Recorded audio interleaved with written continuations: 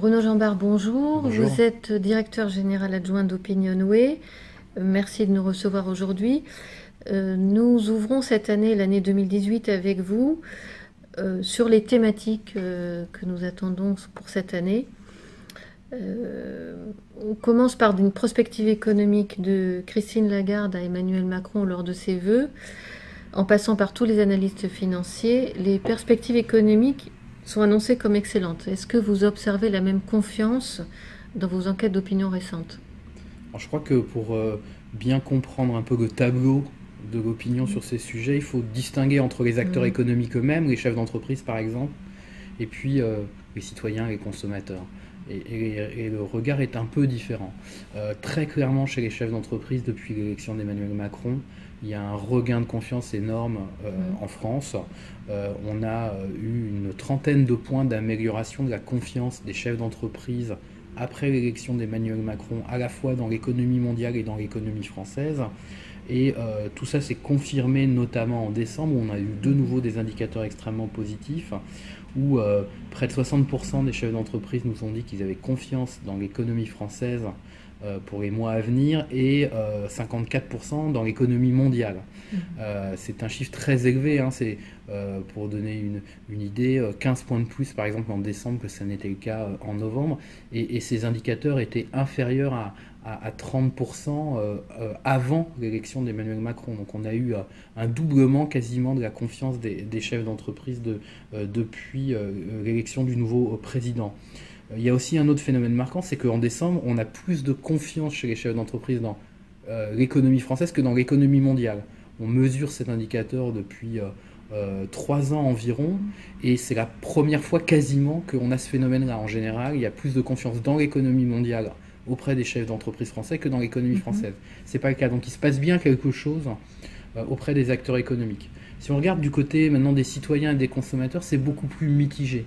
Alors il y a une vraie amélioration par rapport à la situation présente. Par exemple, là, ce mois-ci, dans une question qu'on vient de poser, on se rend compte que 30% des Français ont le sentiment que les choses se sont améliorées au cours des 12 derniers mois. C'est 15 points de plus qu'il y a un an sur la même question à la même époque. Donc c'est bien meilleur, mais ça ne reste que 30%. Ça veut dire que la grande majorité des Français sont plutôt dans un sentiment que les choses sont stables, elles ne se dégradent plus, ce qui est un progrès, mais elles ne sont pas encore complètement en amélioration. Donc je crois que la confiance des citoyens, des consommateurs, elle reste très largement à gagner dans cette année 2018 pour avoir, je dirais, un tableau de l'économie française beaucoup plus positif sur l'ensemble de ses participants. Le président Emmanuel Macron a été élu sur un programme favorable à l'actionnariat privé, avec des mesures fiscales incitatives notamment. Actionnariat privé considéré comme l'un des moteurs de l'économie. Ce parti pris tranché avec la situation jusqu'ici, où l'actionnariat privé, l'actionnariat individuel, était en érosion lente depuis 15 ans et souffrait d'une mauvaise image. Est-ce que vos études depuis cette élection vous permettent d'observer une revalorisation de ce rôle d'actionnaire? C'est un peu tôt pour trancher, je dirais, cette question. Pourquoi? D'abord parce qu'on n'a pas encore dans nos enquêtes d'éléments perceptibles d'évolution de la situation liée notamment à la réforme de la fiscalité sur les produits financiers. Cette flat tax qui va démarrer en 2018, beaucoup je dirais, d'actionnaires et de petits actionnaires ne l'ont pas encore forcément perçu, parce qu'ils ne réagissent pas aussi rapidement que les investisseurs institutionnels. Deuxième élément, la réforme elle est complexe parce que, de leur point de vue, parce que beaucoup d'investissements en actions dans l'actionnariat individuel passent par des fonds et passer par des contrats qui avaient déjà des statuts un peu spécifiques. Donc il n'est pas certain que ça produise un effet immédiat très fort. Et ça renvoie à un autre point qui est important, c'est que dans ce désintérêt qu'on a vu effectivement au cours des dernières années sur l'actionnariat individuel et l'investissement dans les entreprises, il y a un réel problème d'image qu'il n'est pas certain que le nouveau gouvernement ait réussi à corriger d'ores et déjà. Un problème d'image sur deux aspects. D'abord sur l'utilité économique de cet investissement-là. Je crois que les Français n'ont pas forcément conscience de l'importance de l'investissement dans les entreprises par rapport à d'autres types d'investissements économiques.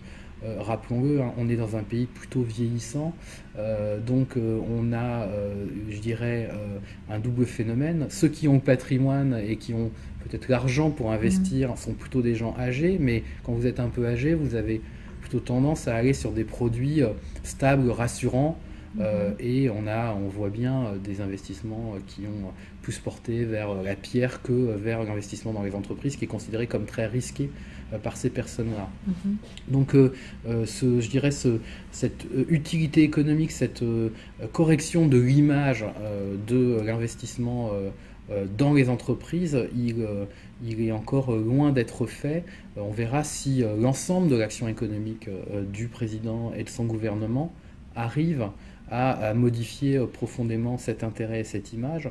Ce que je crois en revanche, c'est qu'il y a l'idée aussi qu'il y a dans l'investissement dans les entreprises un enjeu très fort pour le pays. Et ça, c'est quelque chose que l'on voit monter dans nos enquêtes. C'est-à-dire que ce sentiment qu'il faut une capacité d'actionnariat forte dans le pays lui-même et d'investissement dans les entreprises, il est plutôt croissant. Reste à arriver à le décliner au niveau individuel et au niveau des actions individuelles de chaque épargnant. Vous parlez de grandes entreprises. Il y a 20 ans, le rêve des Français était de travailler dans une grande entreprise. Aujourd'hui, on n'en est plus très sûr. Les start-upers sont beaucoup plus médiatisés et rendus dans la presse beaucoup plus sympathiques qu'un patron du CAC 40. Est-ce que vous pensez que c'est une tendance de fond ou est-ce que c'est des phénomènes, des épiphénomènes surmédiatisés? Je crois que l'amélioration de l'image de l'entrepreneur qu'on a vue depuis maintenant environ 5-6 ans en France et qui est réelle, elle est beaucoup passée par cette valorisation des start-upers et par cette valorisation de ces nouvelles entreprises, de ces nouveaux services, de ces nouveaux modèles qui sont bien plus porteurs dans l'opinion publique que ne le sont les grandes entreprises qui restent très décriées dans un pays comme la France. Mais il ne faut pas confondre cet élément-là d'amélioration d'image et que l'on voit très largement quand on interroge les Français, les notions de passion, d'investissement personnel dans l'image des entrepreneurs progressent au détriment de l'idée de chefs d'entreprise qui sont surtout des gestionnaires d'un capital. Donc cette amélioration, il ne faut pas la confondre pour autant avec les souhaits en termes de travail des salariés, notamment par exemple des jeunes salariés. Quand on regarde, l'attractivité des grandes entreprises, elle reste très forte auprès des jeunes salariés et notamment auprès des jeunes diplômés des meilleures formations dans le pays. Pourquoi? Parce qu'elles offrent des choses qui correspondent aussi à ce que souhaitent ces générations. L'internationalisation, la possibilité de pouvoir, je dirais, demain partir travailler ailleurs, les opportunités de carrière. Donc quand on regarde ce que nous disent les jeunes, souvent c'est autant de jeunes qui nous disent souhaiter travailler plutôt dans une petite entreprise ou une PME que de jeunes qui nous disent vouloir travailler dans une grande entreprise. Donc ce sont deux phénomènes un peu concomitants. Je crois que, encore une fois, l'image du start-upper est extrêmement positive sur l'impression générale que peuvent donner les chefs d'entreprise dans le pays, mais ça ne veut pas dire que la grande entreprise est morte en attractivité et qu'elle est perçue comme, je dirais, sans intérêt sur le marché du travail.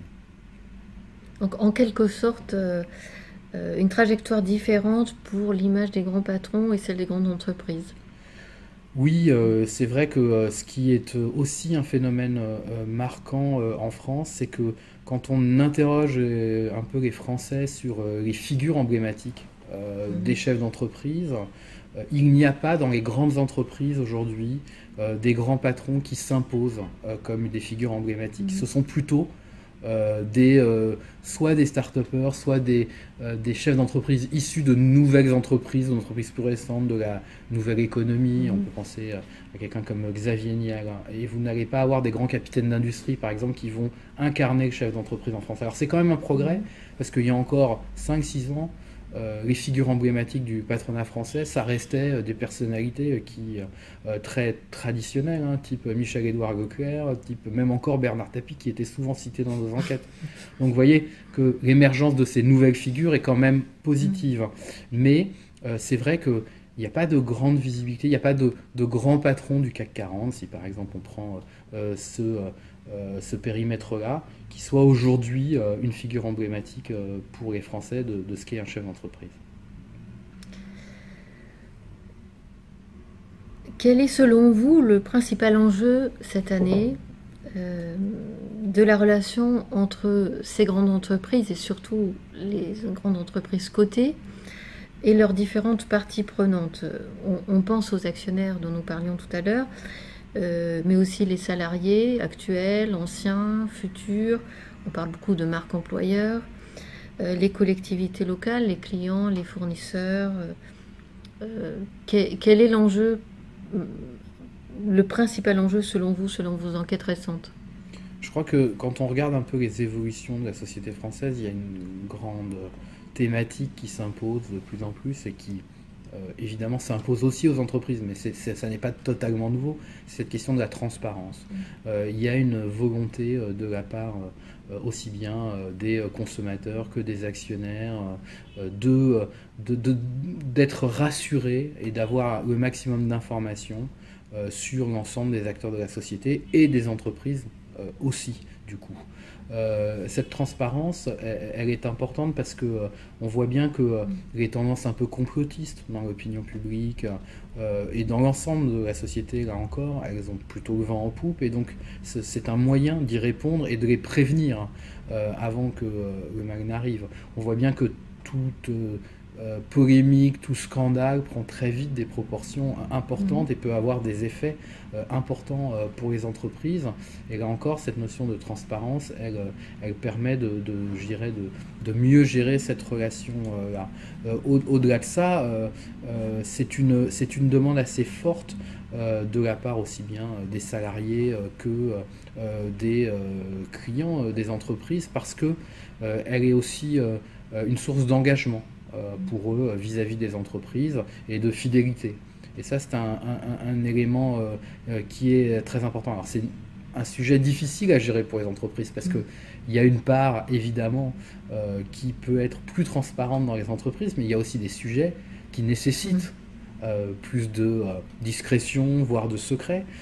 Et donc, c'est un équilibre qui n'est pas simple à trouver, mais on le voit d'ailleurs pour d'autres acteurs dans je dirais, la société française. Si vous prenez le monde politique, il est lui aussi confronté à cet équilibre difficile à trouver Mhm. entre plus de transparence et en même temps conserver, je dirais, des parts d'obscurité qui sont nécessaires à l'action politique. Dans le monde économique, c'est pareil, mais c'est évident que il y a une volonté globale de la société, des acteurs de la société française d'être traités comme des adultes et Mhm. donc être mieux informés, plus souvent informés, Mhm. c'est une demande qui est importante et qui s'adresse aussi aux entreprises. Mieux informés, plus souvent informés et de façon plus transparente. Exactement. Bruno Jambard, merci.